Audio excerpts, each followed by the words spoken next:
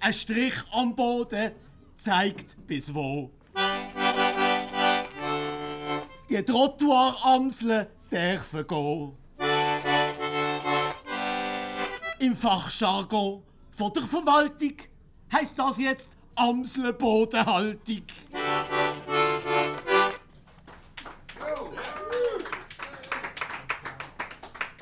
Rubrik Mensch und Tier. Der Waldi ist in hochem Bogen. Zur Hundeschule zuletzt rausgeflogen. In Derwil stärkt sein Blät benehmen. Er weigert sich, das Pfädli zu geben.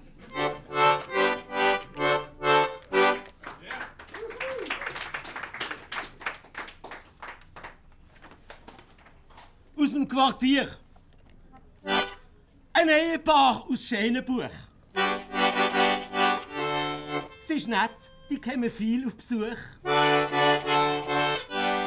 Das heisst, die Frau kommt 2-3 Stunden. Der Mann hat nie einen Parkplatz gefunden.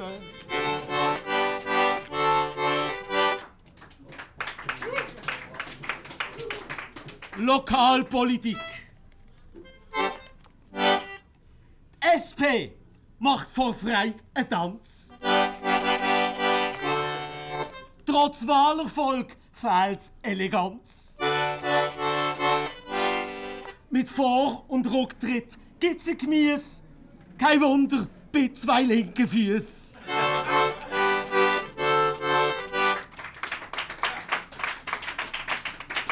Bei uns daheim.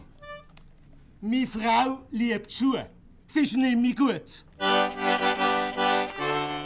Wir haben daheim ein Päckchen Flut. Zalando schickt's und lasst nicht Look. Ich stell's auf eBay und schick's zurück.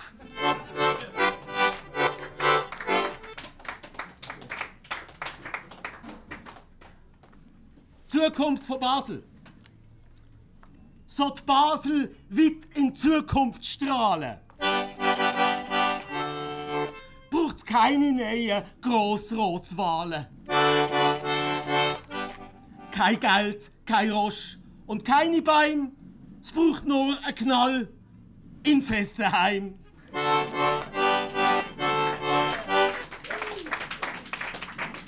Kultur, ein Sparvers.